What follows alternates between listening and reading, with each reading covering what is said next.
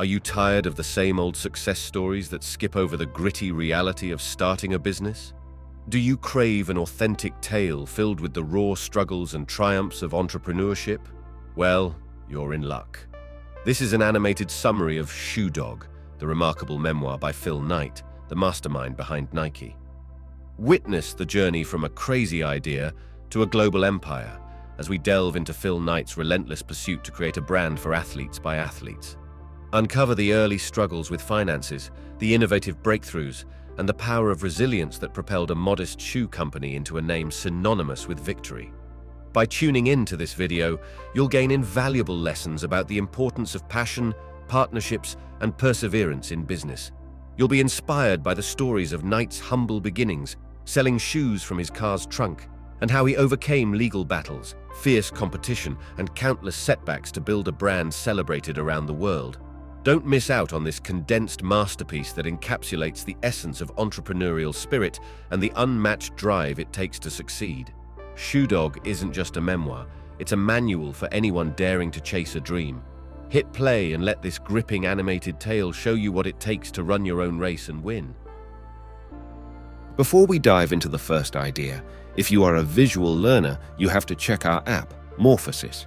We have animated book summary videos for the best self-development and business books. Click the link in the description to get a 7-day free trial and learn from hundreds of animated book summaries. And don't forget to like this video and subscribe to our channel so you get notified when we upload free videos. Idea 1. The crazy idea.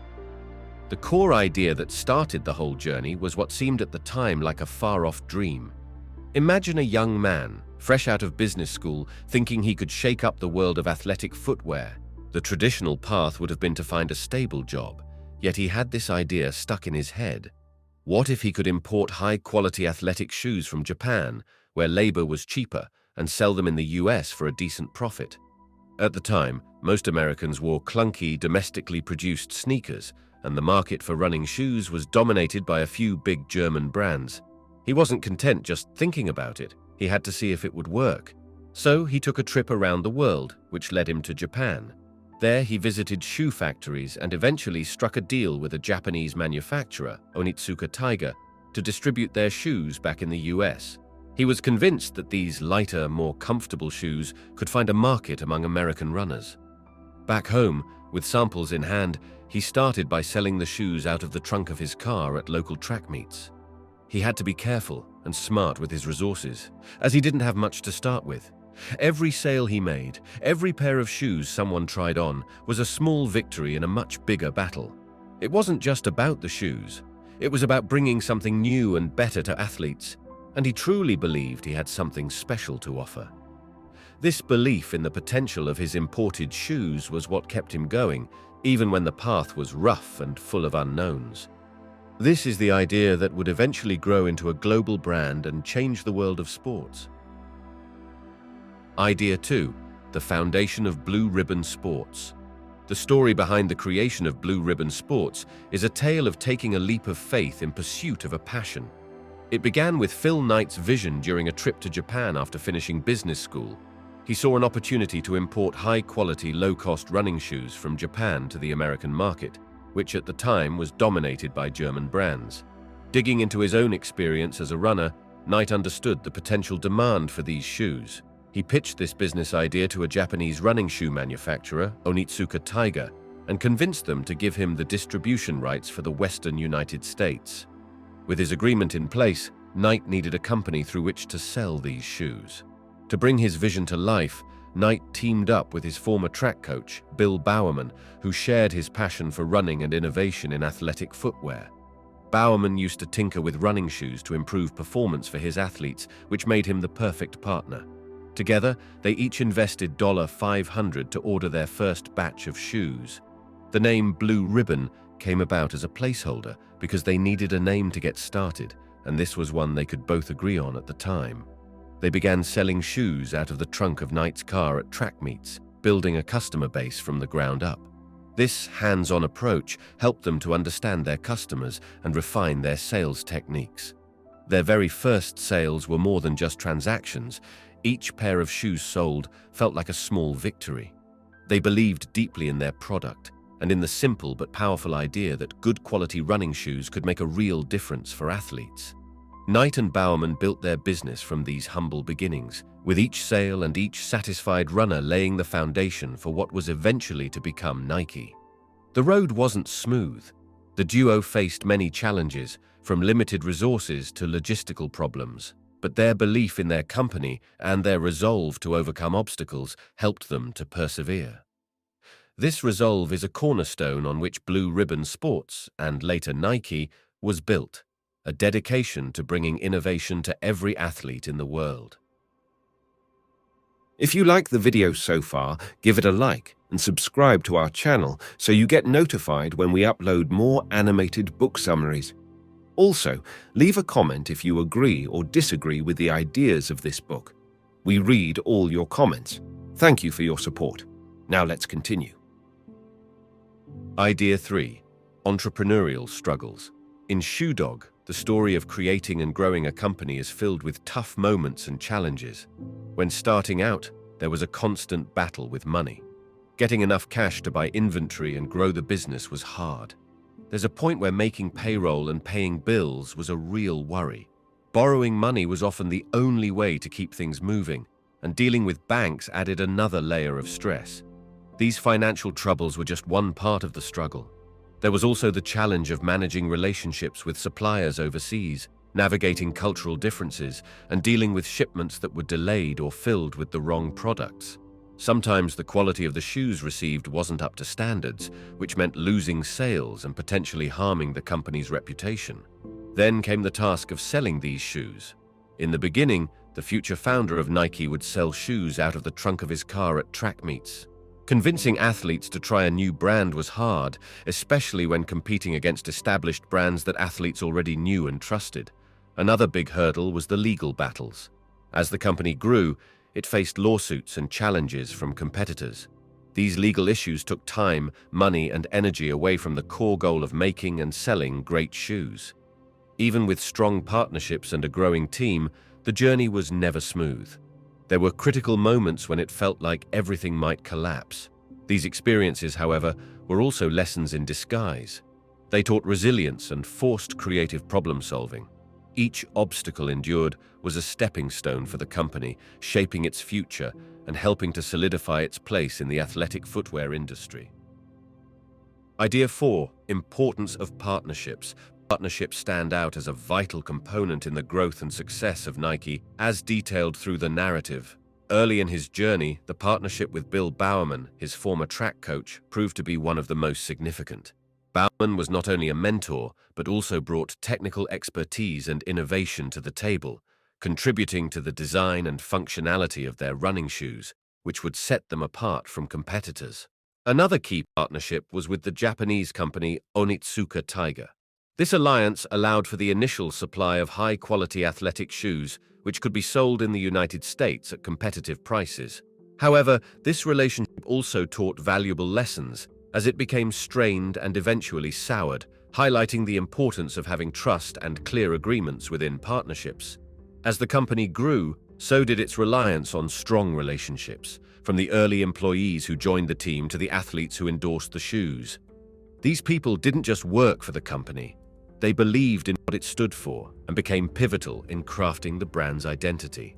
The emphasis was always on mutual growth and shared passion, which fostered a sense of loyalty and commitment both within and outside the company. Additionally, the book touches upon supplier relationships, which were critical in maintaining product quality and meeting increasing demand. Navigating these relationships, particularly across different cultures and business norms, proved crucial to sustaining and scaling operations. These stories illustrate that successful businesses are often built on a foundation of solid relationships, where each party contributes value and shares in the vision. This approach was a cornerstone in creating and cementing Nike's position in the athletic footwear industry. Idea 5. Early team building.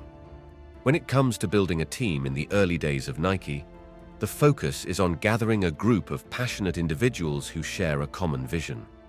The people who came together to support the startup were not just employees. They were believers in the idea that they could make a difference in the athletic shoe market. A key member was Bill Bowerman, a track and field coach with a knack for tinkering with shoes to improve an athlete's performance. Bowerman didn't just provide business support, he was the innovation powerhouse, constantly experimenting to create better athletic shoes. The hiring approach was far from conventional. The team didn't come from a pool of top college graduates with polished resumes. Instead, they were often runners themselves, people who understood the product because they used it. Their passion for running translated into a passion for the company's mission. With a shared commitment to the crazy idea, team members weren't just working for a paycheck. They believed in what they were doing, which was vital for the fledgling brand. These early team members were able to connect with customers on a different level because they were the customers. They understood the runners' needs because they lived them. This intimate knowledge of the market was a key factor in the company's early success. They weren't afraid to push boundaries and embrace new ideas. If a traditional business strategy didn't work for them, they were quick to ditch it and try something else. This flexibility and willingness to take risks were part of the company's fabric from the very beginning. The work environment was informal, laid back, but also full of intensity and determination. This atmosphere fostered creativity and a sense of unity. Team members were more than colleagues. They became friends who trusted one another and supported each other's growth. This camaraderie allowed them to navigate the many challenges that come with starting and growing a business. While building their team, there was also an emphasis on finding the right fit for the company culture. Skills were important, but the ability to mesh with the team and dive into the dynamic and sometimes chaotic work of a startup was just as crucial. Trust and personal relationships were as valuable as professional expertise. The early team dynamics set the stage for what would eventually become known around the world as a brand that was much more than just about selling shoes. It was about fostering a culture and community that revolved around athletics, innovation, and a deep connection with the user's experience. This foundation, built with a close-knit team of authentic, driven people, was crucial in taking the company from a scrappy startup to a global success. Idea 6: Branding and Marketing. In the book, the story of how Nike's branding and marketing came to life is a fascinating part of the company's history. Early on, when the company was still finding its feet, there wasn't a clear identity or image that set it apart from competitors. That all changed with the creation of the swoosh logo, which has become one of the most recognized symbols in the world. A local graphic design student designed the logo for a small fee, and although initially not everyone was convinced by the design, it went on to define the brand. The name Nike, after the Greek goddess of victory, was chosen quite spontaneously, and it marked a turning point in the company's branding strategy. It encapsulated the spirit of athletic achievement and competition that the company wanted to represent. With the name and logo in place, the stage was set for an aggressive marketing campaign that would emphasize the connection between Nike's shoes and athletic success. One of the key approaches was to get the shoes onto the feet of athletes. The thinking was simple. If good athletes were seen wearing Nike, then everyone would want to wear what the winners wore. This endorsement strategy became a cornerstone of Nike's marketing and is a practice that remains central to the company's approach today. The company also tapped into a sense of rebellion and counterculture, which resonated with the younger generation. This was illustrated by the "Just Do It" campaign, a stroke of marketing genius that encouraged people to take action and push beyond their limits. The slogan was short, memorable, and captured the essence of sports in a way that anyone could relate to. Associating the brand with renowned athletes and memorable advertisements, Nike's marketing efforts told a story that went beyond just selling shoes. It was about inspiring people to believe that with the right gear, they too could achieve their personal best. This emotional connection forged through savvy marketing was key to Nike's growth and transition from a footwear company to a global symbol of aspiration and achievement. Through marketing and branding, the company managed to not just create a product, but a lifestyle choice, an aspiration, and a community.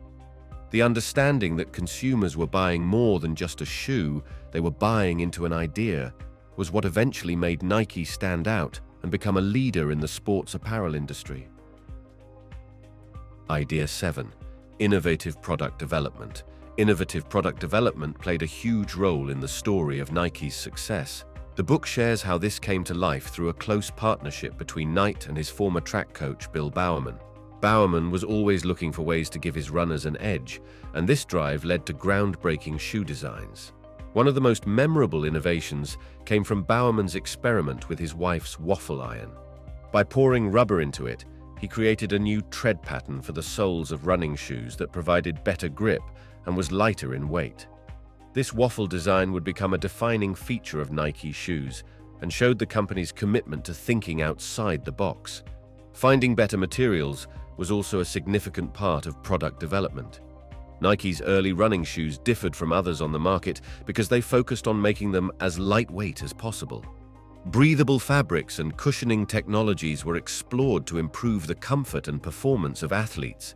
This continuous innovation wasn't just about the shoes, it was about understanding athletes' needs. The company spent time talking to runners and learning from them, which helped in creating products that solved real problems. This approach to product development proved to be a cornerstone for Nike, allowing it to stay ahead in a competitive market and build a brand that athletes trusted for performance gear. Idea 8. International business challenges. When starting out, the company that would become Nike faced numerous challenges in doing business on an international scale. One of the big steps was importing shoes from Japan. To make this happen, relationships with foreign manufacturers had to be established and maintained. This wasn't easy. Language barriers, long distances, and time zone differences made communication tough. Trust was also a major issue. Deals had to be made with manufacturers half a world away, often without the benefit of today's instant communications, making every exchange and agreement a leap of faith. Another hurdle was managing the supply chain. Ensuring that the right number of shoes was made and shipped to the correct location in the United States was a complex task. There were moments when shipments were delayed or production was not up to the standard needed, causing headaches and financial strains. Dealing with money across borders brought its own set of problems. Exchange rates fluctuated, and sometimes payments to foreign suppliers ended up being more costly than planned. Seasons were different in each hemisphere, which meant that the timing of product releases and marketing campaigns had to be carefully thought out to match the athletic seasons in various parts of the world. The laws and customs were also different in each country, requiring a lot of learning and adaptation. It wasn't just about understanding and respecting different cultures, but also about navigating foreign legal systems and trade regulations. Tariffs and import laws varied widely and could change without much notice, affecting cost and pricing. To get a foothold overseas, the early Nike team also had to understand each market's unique needs and preferences. What worked in the American market didn't necessarily resonate elsewhere.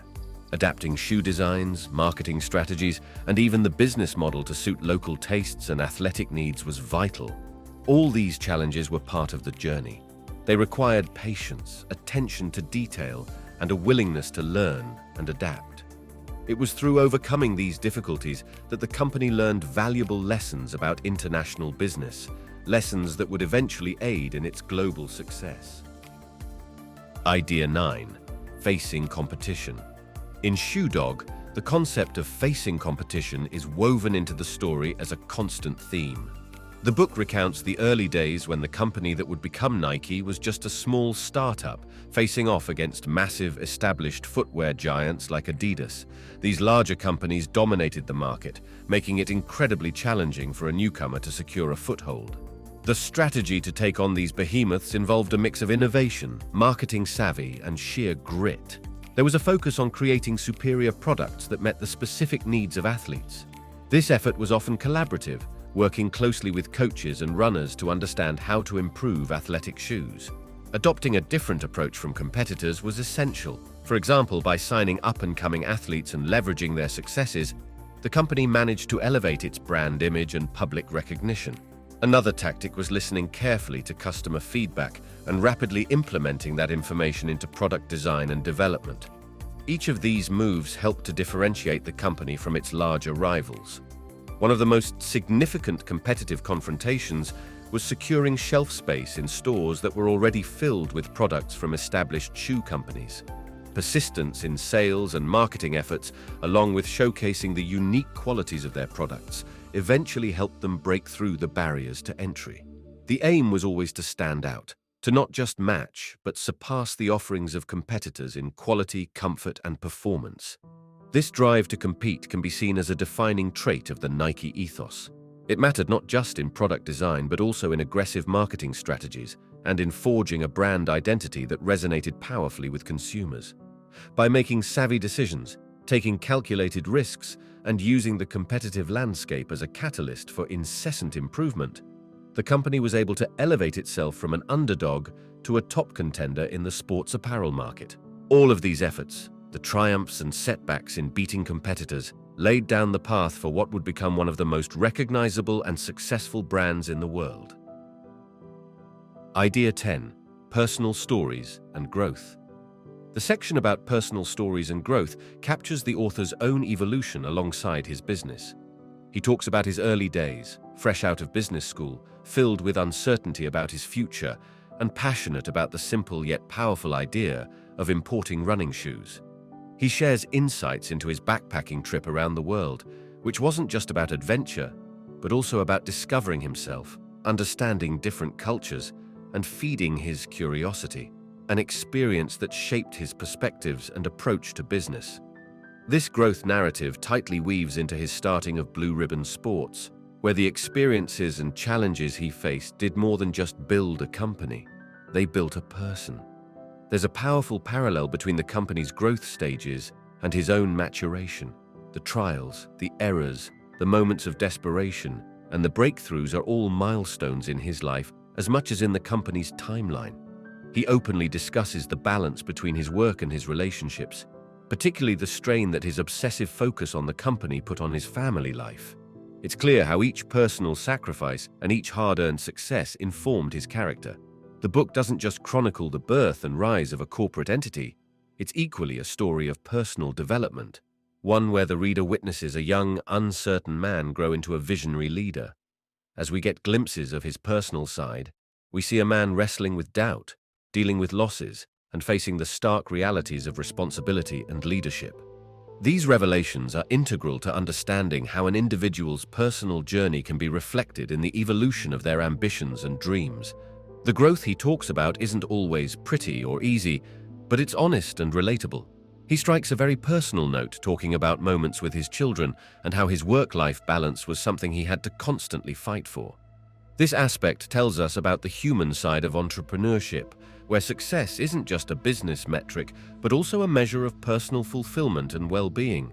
It's clear that his personal stories are the roots of the brand, a brand that doesn't just sell shoes, but also sells a philosophy shaped by the life lessons and growth of its founder. Idea 11. The importance of resilience. The idea of resilience is woven throughout the story. It's about getting back up when life knocks you down. At the start, when the company was just an idea, many banks refused to lend money. Instead of giving up, a relentless pursuit of alternative financing options kept the dream alive. Importing shoes from Japan came with its own set of problems, including communicating across language and cultural barriers, as well as dealing with unpredictable shipping delays. Instead of letting these hurdles stop progress, they were treated as puzzles to solve, leading to learning and adaptation. Even as sales increased, cash flow troubles often loomed large, threatening to shut operations. Paying bills and making payroll became a constant challenge. The story shows that staying the course and creatively navigating financial waters, while stressful, eventually led to solvency. As competition got wind of the high-quality and affordable athletic shoes being offered, they didn't sit idly by. There were legal battles over trademarks and patents, putting immense pressure on the small, budding enterprise.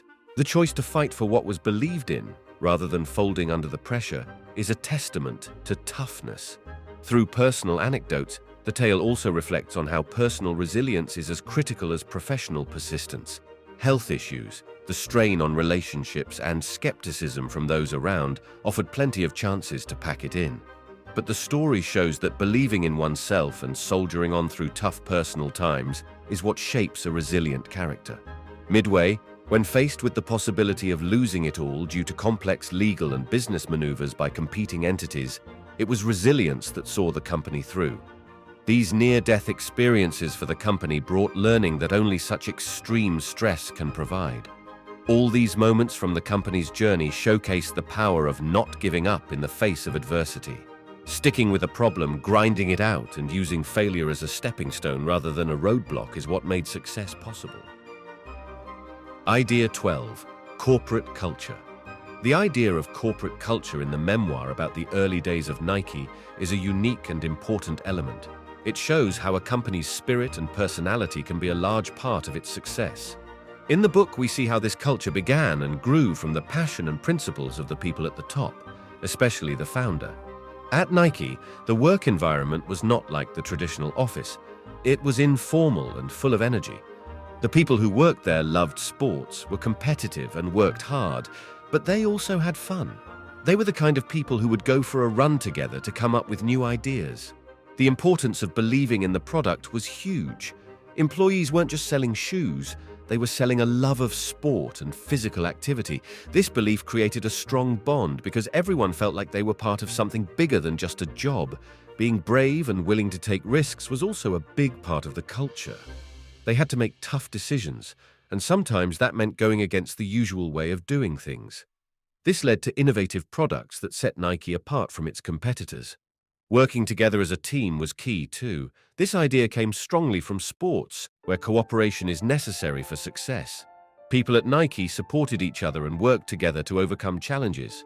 They celebrated their wins as a team and learned from their losses. All of these things together, the informal, energetic atmosphere, the belief in the product, the willingness to take risks, and the teamwork, made up the special culture at Nike. It was a place where people were excited to come to work, and that energy was felt in the products they made and the way they did business. This culture was very different from more conservative companies, and it became a big reason why Nike stood out in the world of sports shoes and apparel. Idea 13. Reflections on leadership. When exploring the topic of leadership as depicted in the story, you learn that the author didn't start out as the archetype of a commanding CEO. Leadership to him was not about being the loudest voice in the room or about having all the answers. He believed it was more about curiosity, learning, understanding the field, knowing his team, and playing to everyone's strengths, including his own. The author often didn't see himself as a natural leader, but he was deeply passionate about his product and the world of sports. This passion drove him, and he learned to harness it to inspire his team. He showed that by sharing your vision and enthusiasm, you can bring people together to work towards a common goal. He also valued the idea of trust. Trusting his team members to take charge and owning their responsibilities was key. This trust allowed the people around him to flourish and take ownership of their roles. By doing so, they created a bond and a shared sense of purpose that fueled the company's growth. Another important aspect was his willingness to admit mistakes and learn from them. Instead of disguising errors, he used them as lessons to improve both his leadership style and his company's operations. This openness to learning made the journey feel more like a shared adventure, with everyone contributing to navigating the challenges. One thing that becomes clear is that he backed away from traditional corporate hierarchies. He created an environment where ideas could come from anywhere, and everyone felt empowered to speak up. This created a sense of unity and drove innovation within the team. He was also known for being quite reflective. He took the time to think about decisions, to mull over the direction of the company, and to consider the long-term implications of his leadership. It wasn't just about quick wins, it was about building something that lasted. The approach to leadership seen in the book shows that being a leader isn't necessarily about having a dominant personality or making grand speeches. It's more about fostering a shared vision, encouraging trust and communication, and building a team that grows together with the successes and the setbacks they face. Idea 14. Moments of doubt. In the memoir, the author often speaks about his uncertainties and the times he questioned himself. He reveals that despite the outward success, there were numerous instances where he wasn't sure if he was doing the right thing or if his company would survive the many challenges it faced. During the early days, especially, he had to deal with many setbacks. He writes about worrying whether retailers would pay their bills, if his shipment of shoes would arrive on time, and if he could trust his suppliers. These concerns were compounded by the lack of a clear path forward in an industry dominated by giants. He felt like he was navigating without a map. He also doubted his ability to lead. As his company grew, the responsibility weighed heavily on him. He wondered if he was a good enough boss, if he could inspire his team, and if he was making the right strategic decisions. The pressure to succeed and fear of letting down his employees, customers, and family was a source of intense anxiety. Money was a constant source of doubt, too. Profit margins were thin, and the lack of capital put the company's future on precarious ground more than once. The thought of bankruptcy was never far from his mind, and securing loans to keep the business afloat was a regular challenge. He faced personal doubts, too. He talks about the strain on his relationships and the guilt he felt for not being there for his family as much as he thought he should be. He constantly grappled with the balance between his personal life and his commitment to making his company a success. Throughout the journey, he had to fight the urge to call it quits, constantly trying to convince himself that his idea was worth pursuing. These moments of doubt serve as a unifying thread in the story, showcasing the humanity and vulnerability behind the seemingly unstoppable rise of his brand. Idea 15. Phil Knight's philosophies. In the memoir, Phil Knight shares many of his personal philosophies which shaped his journey with Nike. He believes in the power of following a crazy idea with passion and persistence. This belief in passion comes through strongly as he narrates his own dedication to creating a shoe company, despite the numerous obstacles and skepticism he faced. Knight also talks about the importance of having faith in yourself and your vision. He shows through his stories that success isn't guaranteed, and there will always be moments of doubt and fear, but pushing through these emotions is essential. He didn't let the fear of failure prevent him from taking the risks necessary to build his business. He underlines the need for innovation and staying ahead of the curve.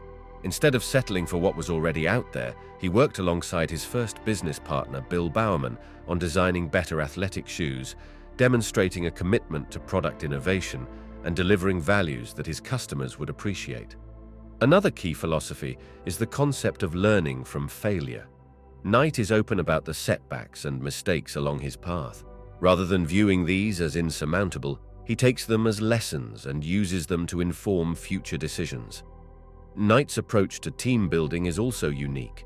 He valued unconventional talent and sought individuals who were not only skilled, but had the right attitude and spirit. He believed in hiring people who could align with the company's ethos and committed to a shared goal, which was to bring innovation to every athlete in the world. One of the most important philosophies he shares is the significance of continuing to move forward. He frequently reminds us through his stories that momentum and a never-give-up attitude are crucial in business and life. Knight's method was to be a consistent presence in the market and in his business, showing up day after day, despite the challenges. He also places great importance on listening. Throughout the book, it's clear that he values the ideas and feedback of his employees and partners, which allowed for a dynamic and collaborative work environment. This kind of openness contributed greatly to the growth and success of his company. His belief in the value of traveling and experiencing different cultures also comes through the narrative. Knight spent a significant time in Japan and other parts of the world, learning from each culture and applying it to his business practices. Lastly, he shows a strong appreciation for the connections between sports, life, and business. Running, for Knight, wasn't just a sport. It was a way of life that reflected the qualities of determination, perseverance, and striving for excellence that he applied to his company. Idea 16. The role of running. The love for running serves as a central thread in the story. It isn't just a sport or hobby, it's more deeply woven into the fabric of the company's identity. Running, for the founder, wasn't just physical exercise. It was almost a spiritual activity that cleared his mind and gave him space to think. His personal experience as a runner gave him valuable insights into what athletes needed and wanted from their running gear. In college, the founder ran for the track and field team, and his coach was a renowned track and field coach. This coach was always looking for ways to give his runners an edge, tinkering with shoe designs to improve performance. The shared passion for running created a bond between them, which eventually blossomed into a business partnership. Their first-hand experience as runners was crucial when it came to designing shoes. They knew the difference that good shoes could make and understood the importance of having lightweight and comfortable footwear. This knowledge led to innovations, such as the waffle tread pattern that provided better grip and was inspired by the household waffle iron. The culture of the company was heavily influenced by a runner's mindset, which included values like determination, persistence, and the pursuit of excellence. Just like in running, where pushing through discomfort can lead to personal bests, the business also had to push through challenges to succeed. Running events also played a role in marketing the brand, as sponsoring athletes and races helped to spread the word about the quality of their shoes. Meeting the needs of runners, from the casual jogger to the elite athlete, became the core around which the business grew. The story shows that a deep connection to the activity your product is designed for can provide a strong foundation for a successful business. The intimate understanding of runners' needs and the continuous quest for improvement were not just part of the product development, but they became the essence of the brand itself. Idea 17: Financial risks. Phil started his business with a bold move, buying shoes from Japan to sell in America. He didn't have much money, so he used what he had saved from his job as an accountant and borrowed from his father. This was a big gamble because he had no guarantee that the shoes would sell. As Phil's company grew, so did his financial risks. He poured every dollar he earned back into the business. His approach was to bet on future success. He kept ordering more shoes than he could afford, hoping sales would keep up. Banks were unsure about lending him money because selling shoes was seen as a risky business, and often he was close to not being able to pay his bills. Even when the company started making profits, Phil didn't take it easy. Instead, he took bigger chances, believing this was necessary to stay ahead. He fought to keep control over his company, even in times when easy money could have been made by selling it. To him, it was more than a company. It was his life's work, and he didn't want to give it up. When it was clear that more money was needed to keep growing, Phil made the hard choice to go public. Selling shares meant he could get the funds needed without hefty loans, but it also meant giving up some control and privacy. It was not an easy decision, but one that ultimately paid off and helped the company become a global name. Idea 18: The road to going public. Going public was a major turning point in the story. The company reached a point where more money was needed to keep growing. They were popular, business was booming, but there wasn't enough cash to make everything happen. They needed to make a big move. Making the decision to take the company public wasn't easy. There were a lot of risks. Up until then, it was a private business, and they had control over most decisions without outside pressure. But being public meant sharing power with shareholders, and they would have to answer to a larger group of people for their choices. The process was also demanding. There were a lot of legal steps they had to follow, a lot of documents and details to get just right. They worked with lawyers and bankers to figure everything out, to do everything by the book. Despite fears about losing some control and the challenges they faced, going public turned out to be the right step. It helped get the funds needed to fuel their future growth, to take the company even further than they'd already come. It was like a fresh start, a new chapter, with more possibilities now that money wasn't holding them back as much. The story showed that sometimes to move forward in a big way, you have to be willing to make big changes. It was about having the courage to do what was needed, to take the company from a small startup to a global name.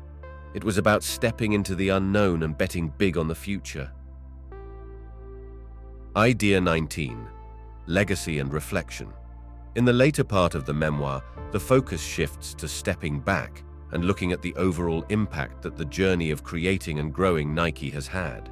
Here, the story isn't just about selling shoes or building a successful business anymore. There's a sense of looking at the bigger picture, of how one man's dream became something much larger that touched countless lives across the globe. The reflection is quite personal too. It's about understanding that the road traveled wasn't just about the destination. It was about every step taken, the people met along the way, the relationships formed, and the lives changed. The founder muses over the joys and the hardships, recognizing that each played a crucial part in shaping not only the company, but himself as well. This part of the story brings out the human side of the business. It's about coming to terms with the idea that the company has become an inseparable part of his identity. There's pride in what has been accomplished, the innovation brought into the world of sports, and the influence the brand has had on athletes and sport itself. At the heart of it all, the company's story is also about inspiring others to chase their dreams, to run their own race, and to do so with grit and determination. The legacy goes beyond the products. It's in the spirit of the brand, a spirit that came from a simple yet burning passion to provide better equipment for runners and grew into a global phenomenon. This legacy is not just about the shoes, but the idea that if you have a body, you're an athlete. And pushing limits is about personal greatness, not just victory. And while reflecting on this journey, the founder acknowledges the passage of time, how it has turned shoemakers into legends and business decisions into history. It's about acknowledging that even though he started this race, the baton has been passed to others who will continue to run it, each leaving their own footprint on the track. The reflection is about understanding the weight and beauty of this legacy that started with a simple wish to import shoes and ended up changing the world of sports and business as it was known. Idea 20. The name Nike. Deciding on a name for a new company can be quite a task. When it came time to pick a name for his shoe business, the decision wasn't an easy one. The company had been working under the name Blue Ribbon Sports, but as they prepared to launch their own line of sneakers, they needed something fresh and powerful. They needed a brand that could stand toe-to-toe with giants like Adidas and Puma. It was under a pressing deadline that they needed to come up with a new name. Their first choice was Dimension 6, but that didn't stick. Then, Jeff Johnson, one of the first employees of the company, who also played a significant role in its early growth, came into play. He suggested the name Nike, after the Greek goddess of victory. The name struck a chord, symbolizing winning and excellence, exactly the association they wanted with their athletic footwear. The name was almost not chosen, with some reservations about it initially. It didn't get a unanimously positive reaction. Despite the mixed feelings, they went ahead with it, mainly because of the pressing time constraints. They had to submit a name to their factory to make the molds for the new line of shoes, and Nike was the best option they had on hand. They took a leap of faith, and the name Nike was stamped onto the new line of shoes. Choosing this name turned out to be a defining moment. It helped to establish the company's identity and conveyed the spirit they wanted their brand to embrace. Now, Nike is known worldwide, and it's hard to imagine the brand being called anything else. If you like this video, make sure to check our app, Morphosis. It has hundreds of videos like this one, and you can watch it with the 7-day free trial offer we have. Just click the button in the description and start learning today. And don't forget to like this video and subscribe to our channel so you get notified when we upload free videos.